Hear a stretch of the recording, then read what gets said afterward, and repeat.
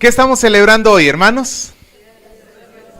La resurrección de nuestro Señor. Hoy es el glorioso, o recordamos aquel glorioso día en que nuestro Señor Jesucristo resucitó. La resurrección, amados hermanos, es el hecho más trascendental de la historia de la humanidad. Y es lo que nosotros hoy estamos celebrando.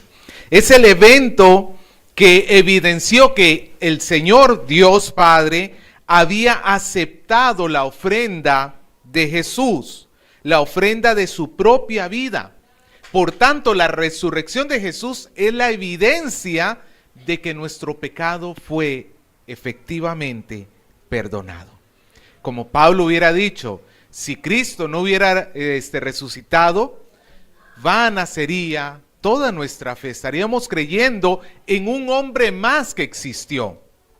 Pero porque Él resucitó, significa que nuestra fe tiene verdadero sentido. Nuestra fe tiene verdadero sustento. Nosotros creemos en su resurrección y eso, amado hermano, también nos lleva a creer en nuestra resurrección futura, en el día del Señor.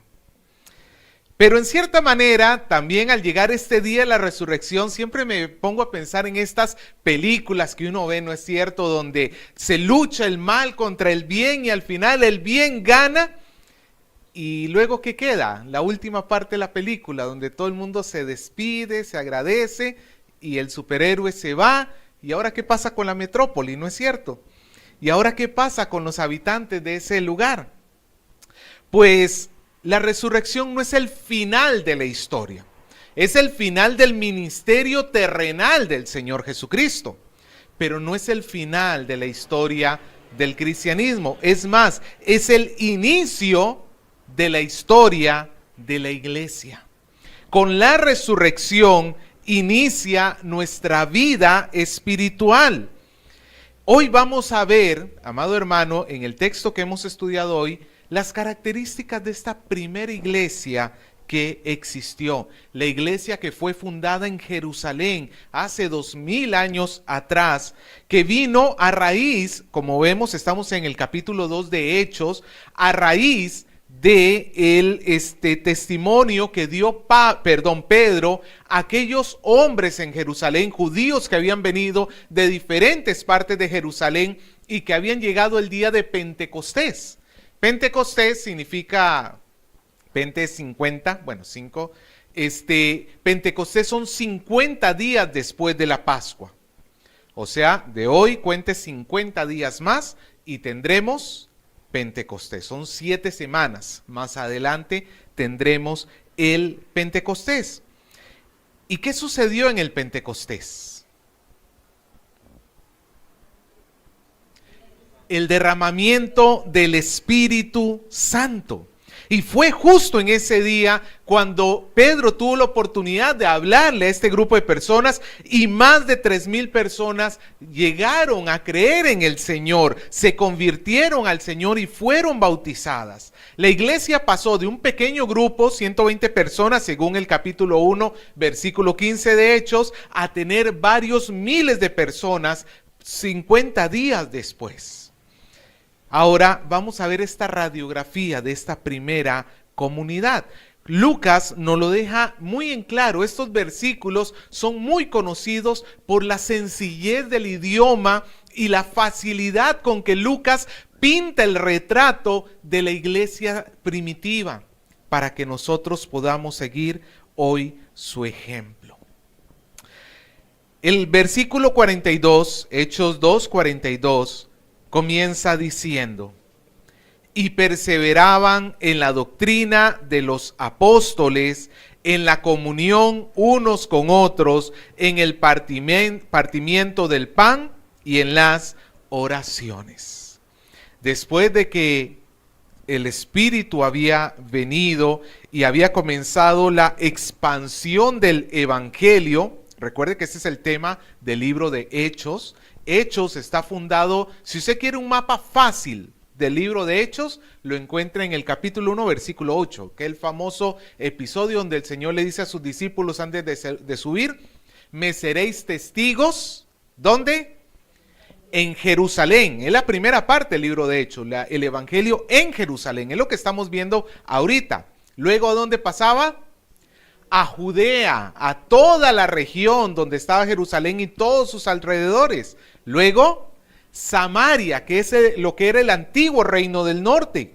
Y luego, hasta el fin, hasta el final, hasta lo último de la tierra.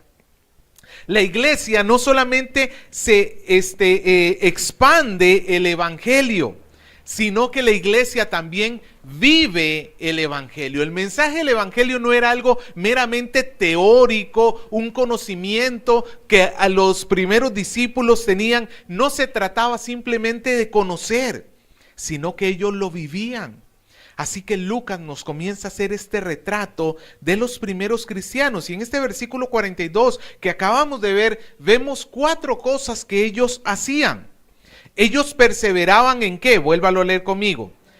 En la doctrina de los apóstoles, en la comunión los unos con los otros. Tercero, en el partimiento de pan. Y el cuarto, en las oraciones. La doctrina de los apóstoles. Los apóstoles son estas personas que el mismo Señor Jesucristo escogió para poder llevar el evangelio. Son ellos los que escucharon originalmente las palabras del Señor Jesucristo luego de su resurrección, cuando les dijo: id y haced discípulos a todas las naciones, bautizándolos en el nombre del Padre, del Hijo y el Espíritu Santo, y enseñándoles que guarden todas las cosas que yo os he mandado. Son estos 12 apóstoles. ¿Usted sabe por qué eran 12? ¿Por qué no 13? ¿Por qué no 11? ¿Cuántas tribus tenía Israel? 12. El antiguo Israel, el Israel del Antiguo Testamento, estaba fundado sobre cuántas tribus, sobre cuántos patriarcas, sobre los 12 patriarcas. El nuevo Israel del Nuevo Testamento, la iglesia del Señor Jesucristo, ¿sobre quién está fundado? Sabemos que la piedra principal es Cristo, pero ¿sobre qué está fundado? Pablo lo diría así en Efesios: edificado sobre el fundamento de los apóstoles y profetas, siendo la principal piedra del ángulo Jesucristo mismo. Son los apóstoles, estos 12 hombres, los que vivieron directamente con Jesús, los que recibieron de él su enseñanza, los que vieron con sus propios ojos la resurrección de Jesús. Es más, cuando tuvieron que reemplazar al traidor, a Judas, ¿a quién escogieron? A uno que había reunido todas esas características, que había sido enseñado por el Señor Jesucristo, que había permanecido con él. No era de los 12, pero era de un grupo muy cercano y que había visto con sus propios ojos la resurrección de nuestro Señor Jesucristo. Ellos estaban vivos en aquel momento. Ellos estaban allí con la iglesia. Era obvio que lo que tenía que hacer la primera iglesia era crear comunidades alrededor de estos hombres, porque estos hombres son los que Dios había comisionado para poder enseñar la doctrina cristiana. Era alrededor de estos 12 apóstoles donde ellos comenzaron a escuchar las enseñanzas de nuestro Señor Jesucristo. Esto lo hacían, al igual que nosotros hoy, sobre todo en las reuniones de adoración comunitaria, donde la iglesia se reunía en cierto sitio y donde un apóstol, en el caso de la iglesia en Jerusalén, comenzó a enseñarle a los recién convertidos la palabra del Señor. Hoy nos reunimos no alrededor de un apóstol. Yo no me llamo apóstol ni quisiera usurpar una función que terminó con Juan, el último de los apóstoles. Nos reunimos no alrededor mío, sino alrededor de ¿quién? De la Escritura. que es la revelación final de Dios que nos dejaron los apóstoles y sus asociados. Es la palabra de Dios, a final de cuentas lo que ellos buscaban. No era el apóstol per se, sino la palabra de Dios que estaba en la boca de los apóstoles. Y que en la palabra está la revelación de Dios, la enseñanza que ellos recibían esos primeros años, es la enseñanza que nosotros recibimos el día de hoy. Hay algo maravilloso, amado hermano, en la teología que se llama la preservación de las Escrituras. Que Dios ha sido misericordioso y bueno y ha sido poderoso para guardar las Escrituras prácticamente sin cambio desde el día que fueron escritas hasta nuestros días. En el caso del Nuevo Testamento tenemos toneladas y toneladas de documentos que se han encontrado y que al cruzarlos entre ellos se ha podido determinar que la Biblia que hoy tienes en tu mano es básicamente la misma Biblia que podía tener un cristiano los primeros siglos o incluso el primer siglo de historia. Obviamente cuando se terminó de escribir todo el canon bíblico. Y esto es maravilloso porque la doctrina de los apóstoles es la doctrina que hoy escuchamos en las Escrituras. Todo lo que hace la iglesia cuando se reúne tiene que ser alrededor de las Escrituras. Cuando nosotros oramos, nuestra oración tiene que ser conforme a la palabra.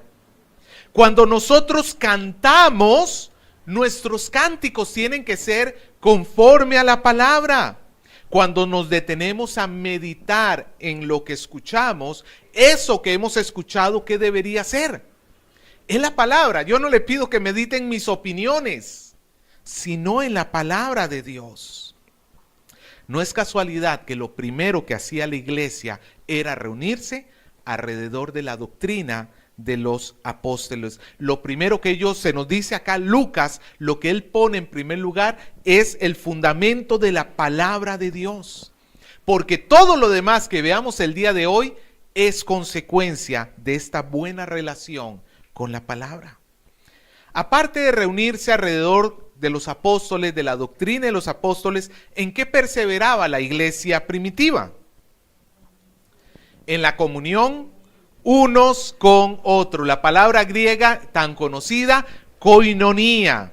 Koinonía se refiere a este compañerismo, a este amor filial que podemos tenernos unos con otros, de amarnos como verdaderos hermanos en Cristo, de tener una vida de comunión juntos, de cuidarnos, como vamos a ver más adelante, de amarnos con sinceridad.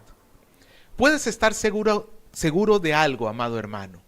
Cuando terminaba el servicio dominical en esta primera iglesia, no salían disparados hacia la calle. Ellos, puedo estar seguro de esto, disfrutaban de tener tiempo de compañerismo unos con otros. Eso es evidencia de conocer que somos una familia en Cristo, de que nos pertenecemos el uno al otro, de que somos cuerpo de Cristo en conjunto y que este espacio nos ofrece una oportunidad que no tenemos en todo el resto de la semana. Durante la semana usted puede estar incluso con otros creyentes, no digo que no, aunque valgan verdades, entre la gran mayoría de nuestros conocidos, no puedo decir que la gran mayoría son creyentes. Tomando en cuenta que la población del Perú, el 80% no se declara evangélico. La gran mayoría de nuestros conocidos no son creyentes, ¿sí o no?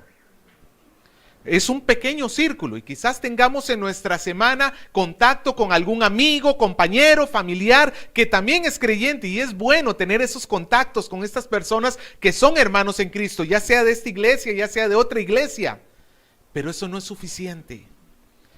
Es en este espacio donde podemos tener verdadera comunión unos con otros, donde podemos compartir juntos, donde podemos expresar ese amor que Dios ha derramado en nuestros corazones.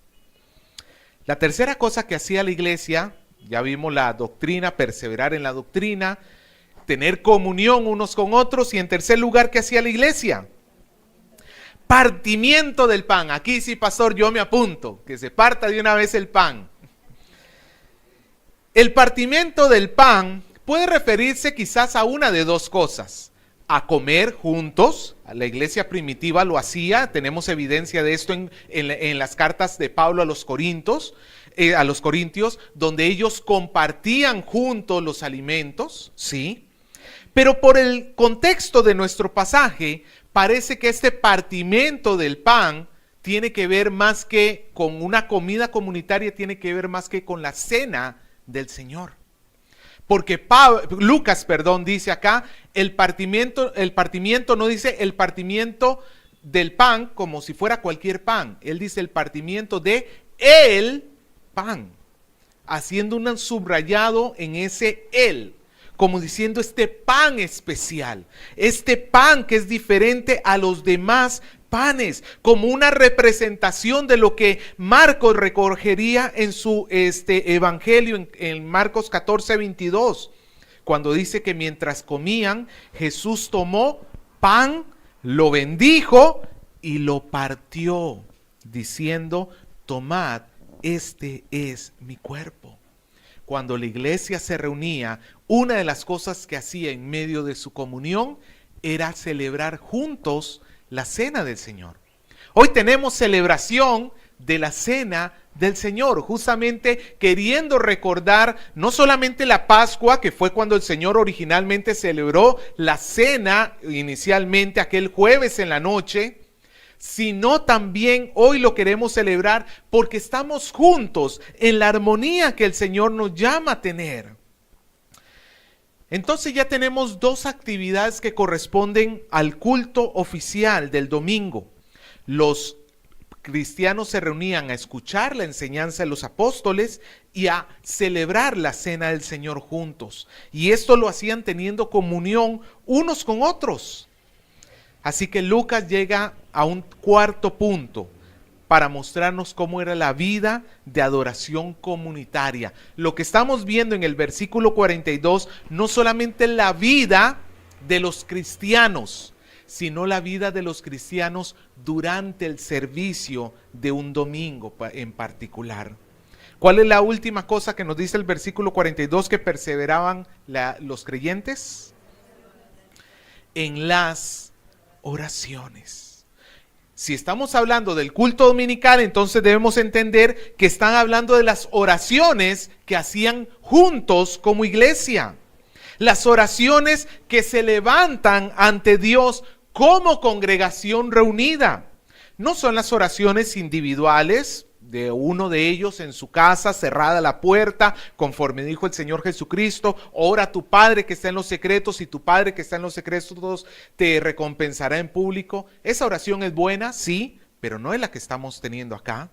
No es la oración de un padre que reúne a su familia y les dice: vamos a orar. Esa oración es buena, sí, pero no es la que tenemos acá.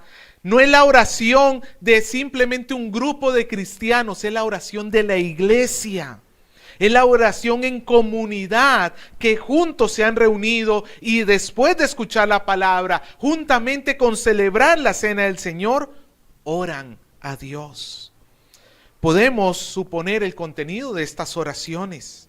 Encontramos en el Nuevo Testamento mandamientos, por ejemplo, a orar por el crecimiento del Evangelio, para que Dios abra puertas, a orar por los gobernantes, a orar por los enemigos de la cruz, a orar por mantenerse firme el creyente en el Evangelio, a orar por los no convertidos. Todas estas oraciones sin duda estaban acá. Lucas entonces nos ofrece una radiografía de cómo eran los primeros cultos en aquel tiempo. La palabra estaba presente. Se reunían con un espíritu de comunión, celebraban la cena juntos y ofrecían oraciones en comunión a Dios. Pero el texto no termina allí. Lucas pasa luego a considerar cómo era la relación los unos con los otros, cómo se cuidaban. Mira el versículo 43. Y sobrevino temor a toda persona. ¿A quién toda persona será esto? Opción A todo Jerusalén. Opción B, a la iglesia. ¿De quién venimos hablando? De la iglesia. Lo más normal sería pensar de la iglesia. Sobrevino temor ¿a quién? A toda aquella iglesia. Y muchas maravillas y señales eran hechas por los apóstoles. Ellos todavía estaban en esta etapa donde la revelación se estaba dando y Dios confirmaba la autoridad de estas personas a través de las maravillas y señales que los apóstoles hacían. Versículo 44. Vemos cuál es el resultado de todo esto. Dice, todos los que habían creído estaban... Alguien por ahí lo dijo, pero con una voz... Digámoslo juntos, ¿no? Estaban... Amado hermano, ahora vamos a inyectarle algo así como si estuviéramos contentos por estar aquí hoy. ¿Ok? Dice el versículo 44. Todos los que habían creído estaban... Bueno, algo mejor. Y tenían en común todas las cosas. Y vendían sus propiedades y sus bienes y lo repartían a todos según la necesidad de cada uno. Este texto comienza a vernos cómo la iglesia se cuidaba los unos a los otros. Pero antes de poder explicar esto, me gustaría hacer una diferencia acá. Tenemos que aprender a diferenciar entre las prescripciones bíblicas y las descripciones bíblicas. ¿Qué significa? Prescribir. Voy al médico y me prescribe una receta o un tratamiento. ¿Qué significa ese prescribir? Me da una orden, una indicación que yo debo seguir, ¿no es cierto? En la Biblia encontramos prescripciones, mandamientos que nosotros tenemos que seguir, cosas que como iglesia tenemos que hacer porque el Señor es lo que espera de nosotros. Pero luego tenemos otros episodios donde lo que tenemos son descripciones bíblicas, sobre todo en el libro de los Hechos, por ejemplo, tenemos descripciones, donde se nos dice lo que hacían, pero no necesariamente se nos ordena que nosotros lo hagamos. Por ejemplo, le leo Efesios 6:11 y usted me dice si es prescripción o descripción. Vestíos de toda la armadura de Dios para que podáis estar firmes contra las acechanzas del diablo. Prescripción, es algo que tenemos que hacer. Efesios 4:31. Quítese de vosotros toda amargura, enojo, ira, gritería y maledicencia y toda malicia. Prescripción, es algo que tenemos que hacer. Pero en este caso, en el pasaje que tenemos, lo que tenemos es una descripción de la iglesia primitiva que no se nos ordena que tengamos que hacerlo tal cual. Y esto lo quiero aclarar por aquello que alguno diga, ahora el pastor me va a pedir que venda hasta el carro, hasta el perro lo voy a tener que vender. No, amado hermano, la Biblia no nos está diciendo que esto es lo que hacían todas las iglesias. Lo que nos está diciendo es que esto era lo que hacía esa iglesia. Nosotros no tenemos en sí que copiar la acción tal cual, porque esa acción obedeció a un contexto en especial, pero lo que sí tenemos que copiar es el espíritu con que se hizo esa acción, el deseo o el anhelo que se tenía en el corazón de estas personas. Dice que las personas vendían sus propiedades y traían el dinero y lo repartían a todos según la necesidad de cada uno. Y a pesar de que por ahí usted va a encontrar uno que otro teólogo mal ubicado diciendo que esto respalda que Dios es comunista, acá no es comunismo. El comunismo niega la propiedad privada y afirma que todos los bienes son de todos.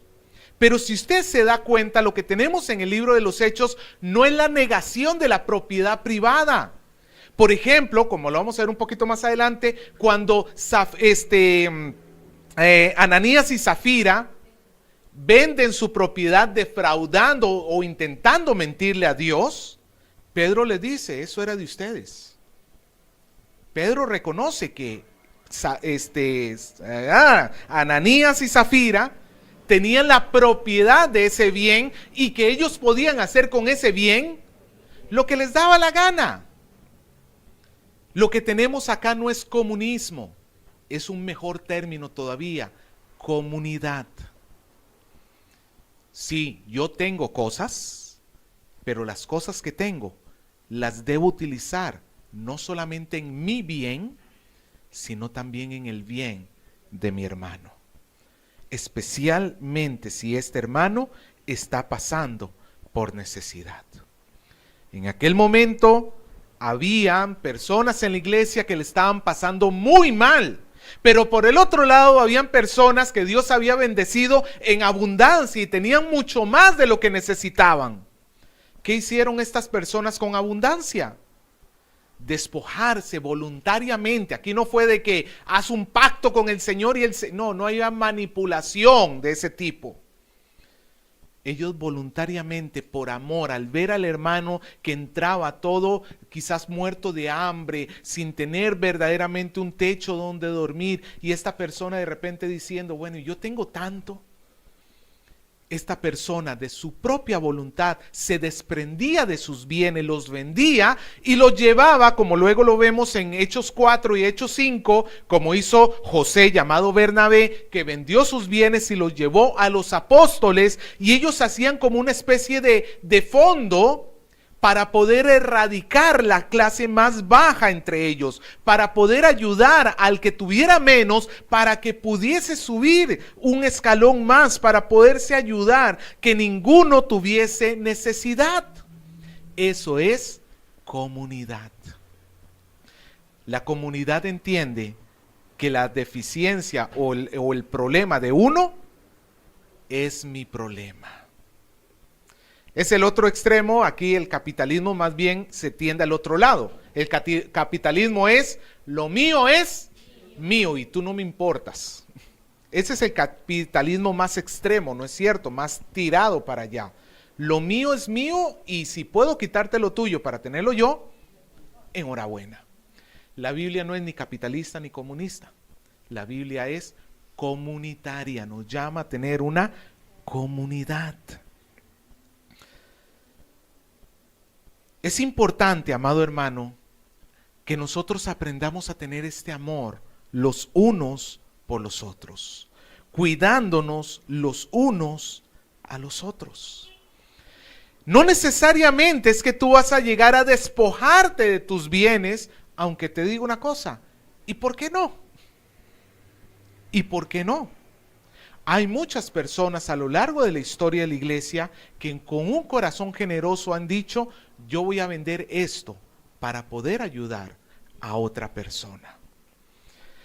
Pero lo que sí tenemos que tener en cuenta, amado hermanos, es ese deseo de querer ayudar al que menos tiene, de querer apoyar al que tiene necesidad. Y el texto nos termina con 2 versículos donde son una pincelada hermosa sobre el retrato de la iglesia primitiva. Es la pintura que Lucas hace. Volvamos a leer los versículos 46 y 47. Y perseveraban unánimes cada día en el templo y partiendo el pan en las casas, comían juntos con alegría y sencillez de corazón, alabando a Dios y teniendo favor con todo el pueblo. Y el Señor añadía cada día a la iglesia los que habían de ser salvos. Dice que ellos perseveraban en el templo. ¿En cuál templo? No era en la iglesia. ¿Cuál templo? En el templo judío. en el templo de Herodes, que todavía estaba en pie, todavía no había sido derribado. Recuerde que ese templo fue derribado en el año 70. Y los primeros cristianos eran judíos de cepa. Ellos entendían que ellos eran judíos en su máxima expresión, porque ellos habían entendido el plan completo de Dios, que era que la revelación final de Dios era Jesucristo. Y ellos se reunían en el templo de Herodes juntos para poder orar, para poder de repente tener tiempos de enseñanza. Ellos se reunían allí porque ellos eran judíos e iban al templo a orar.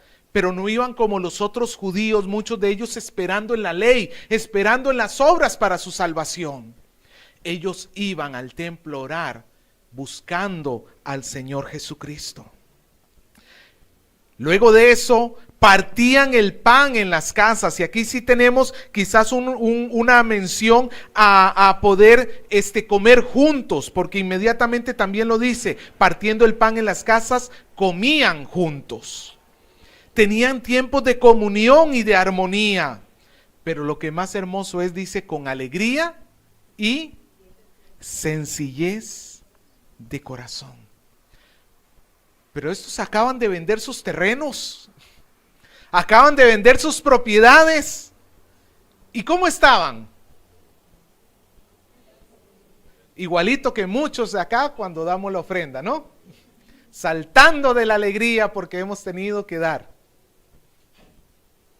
¿Cómo estaban ellos? ¿Sabes por qué estaban alegres? Porque ellos ya tenían lo más importante del mundo. Ellos ya conocían a Jesús. Ellos ya sabían que eran parte de la familia de Dios. Ellos sabían que ellos estaban en este mundo no para su placer y deleite, sino para glorificar a Dios en su vida. Dios los había puesto generosamente en medio de una familia, una iglesia local. Y ellos, agradecidos con el Señor, valoraban todos estos dones de Dios y por eso tienen alegría y sencillez de corazón.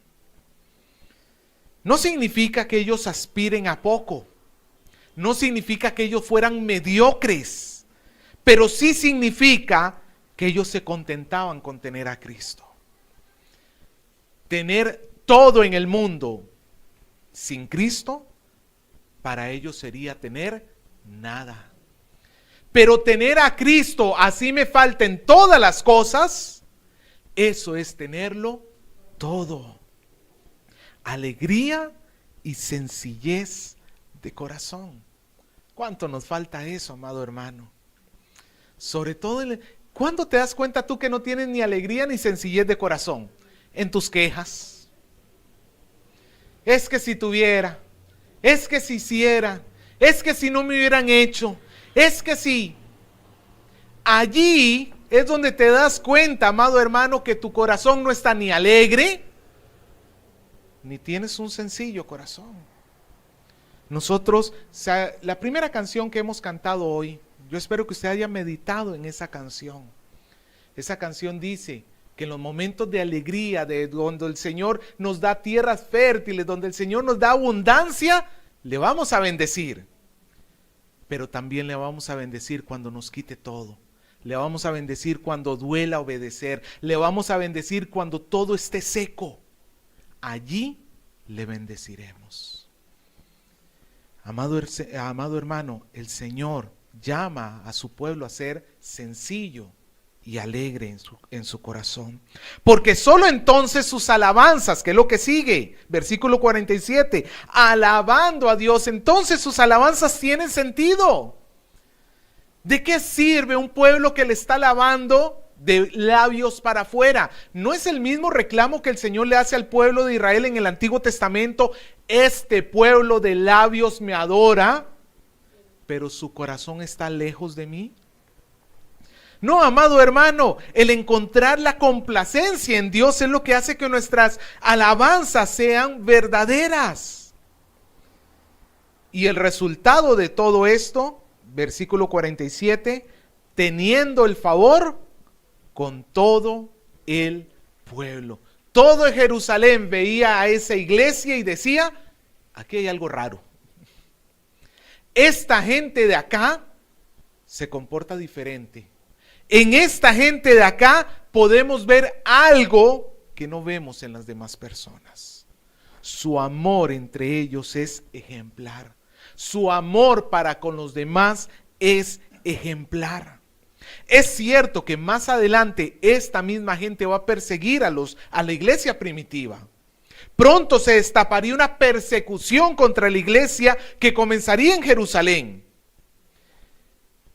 Pero hasta ese momento ellos podían ser de testimonio para la gloria del Señor.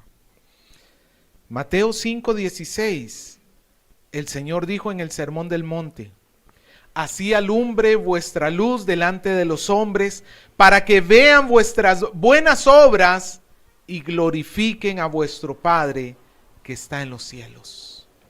¿Qué pasa cuando el mundo ve las buenas obras de la iglesia? En cierta manera, aunque ellos no estén conscientes, pero terminan glorificando al Padre. Le pongo todo lo contrario. ¿Qué pasa cuando un cristiano se porta mal? El mundo termina diciendo, ¿y qué es ese Dios al que siguen? Estos se llaman cristianos, y recuerde que cuando hablamos de cristianos, ¿a quién es la cabeza de la iglesia? Cristo. Es como cuando tú criticas a un hijo por su comportamiento. ¿A quién es la crítica final? Al padre. No es cierto. ¿Qué? ¿Así te educaron? ¿Qué es lo que estás diciéndole al niño? No solamente le estás diciendo, eres mal portado. A final de cuentas también estás subiendo hacia sus padres diciendo, ustedes han hecho mal su trabajo.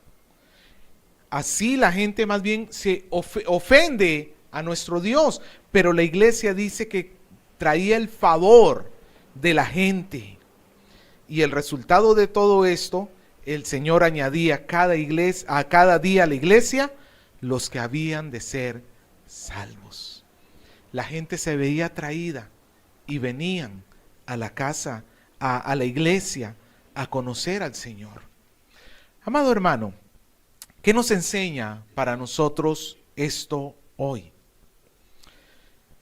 Han pasado casi 2000 años desde que la iglesia primitiva vivió y pasó todo esto que hemos leído. Son casi 2000 años, pero su ejemplo sigue siendo de guía para todos nosotros, para cada generación de creyente. Nosotros estamos llamados a guardar la palabra, a tener comunión los unos con otros.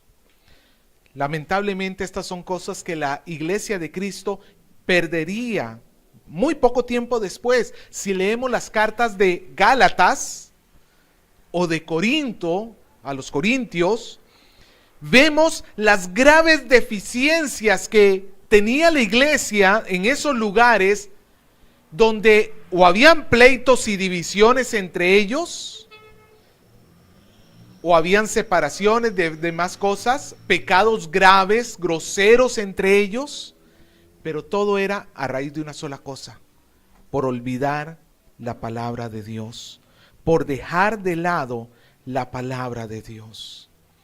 Cada generación tiene que velar por cuidar el amor que le tiene a Dios, a su palabra y a la iglesia. Hoy vivimos en tiempos donde se nos dice que podemos ser cristianos solamente viendo prédicas por internet. Antiguamente era con libros. Podías comprarte un libro de un predicador y leer sus prédicas todo el año. Hoy en día la tenemos más fácil porque el libro no la cuentan. Prédicas por internet.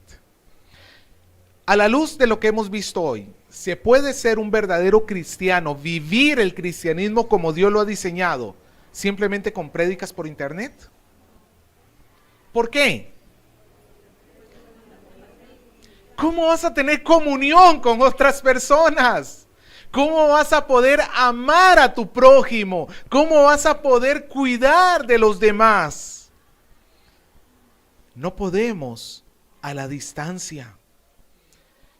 Pero por el otro lado, los que nos reunimos, muchas veces tenemos esta carencia de este amor sincero por los demás. Las relaciones que se forman muchas veces terminan siendo superficiales, a tal punto de que desconocemos cuáles son sus necesidades, sus temores, sus sueños o sus pensamientos.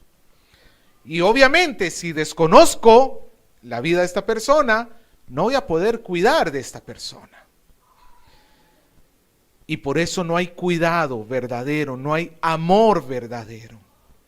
Vivimos en tiempos donde la iglesia ha caído en el materialismo de este siglo, donde se nos bombardea en todo el día en el mundo constantemente diciéndonos que la felicidad va a depender de los bienes que tú tengas, que el dinero es lo máximo que tú tienes que aspirar, a tal punto que a muchos la iglesia les es un estorbo para lo que en realidad quieren. La iglesia les es un estorbo porque ellos quisieran estar trabajando más, por ejemplo, para ganar más dinero, o teniendo tiempos de más deleite personal e individual. La iglesia les es un estorbo. Muchas veces encontramos que no nos preocupa si el que está a mi costado ha comido o no ha comido. ¿Qué importa los alquileres? ¿Qué importa si los pastores comieron? ¿Qué importa si mi hermano al costado comió? ¿Qué importa? A final de cuentas, mi dinero yo me lo gané. ¿Y de quién es? Es mío, dice.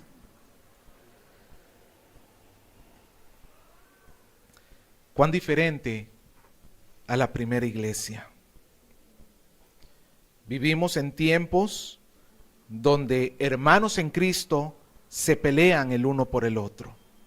Se guardan rencores, se guardan amarguras que pueden llegar incluso a escalar a niveles civiles, demandas. Y todo esto hace que la gente maldiga el nombre de nuestro Dios. Lo pongo como ejemplo porque fue un caso hace algunos años que creo que todos pudimos haber visto. Cuando aquella iglesia, diciendo que habían comprado el estadio de la Alianza, se metieron con aquellos casquitos blancos, amarillos, no me acuerdo, y a tomar posesión por la fuerza de aquellos terrenos.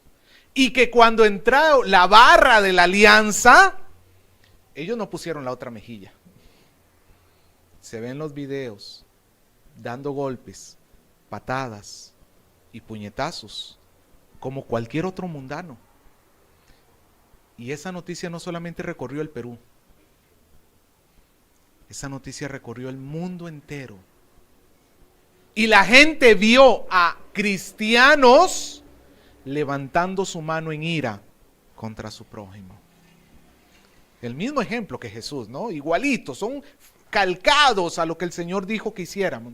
No, nada más lejos que eso.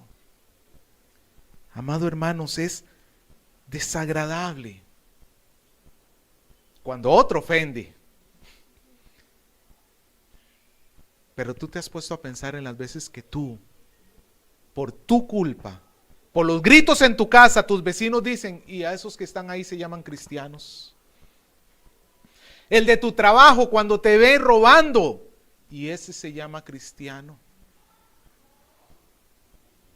El policía luego que le da la coima y le termina diciendo, Dios te bendiga. Y ese se llama cristiano.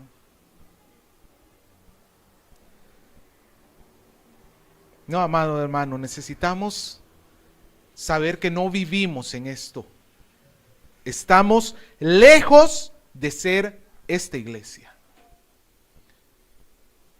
Pero lo bueno es que tenemos la esperanza de que el mismo espíritu que tuvieron ellos es el espíritu que hoy reposa en nosotros. El mismo Señor Jesús que estaba intercediendo en los cielos por ellos, es el mismo Señor que hoy intercede en los cielos por nosotros. El mismo Padre que está sentado en los tronos, que estuvo sentado en su trono en aquel tiempo, es el mismo Dios al cual nosotros adoramos y conocemos. ¿Sabe lo que se necesita para poder ser como esta iglesia? Disposición del corazón, arrepentimiento verdadero, venir verdaderamente a Cristo y pedirle perdón. Pedirle perdón por haber deshonrado su nombre. Pedirle perdón por no amar a nuestro prójimo como a nosotros mismos. Si hay algo que nos deja en evidencia la iglesia primitiva, es que ellos tenían dos cosas: amor a Dios y amor al prójimo. Pablo diría que ahí se cumple toda la ley. Se cumple toda la ley. Amado hermano, yo te invito para reflexionar y pensar. Y que hoy tú puedas ponerte a cuentas con el Señor. La iglesia es el lugar de adoración comunitaria. Es el lugar de cuidado mutuo. Es el lugar de unidad visible a la sociedad para que Dios sea glorificado. Busquemos ser esa iglesia.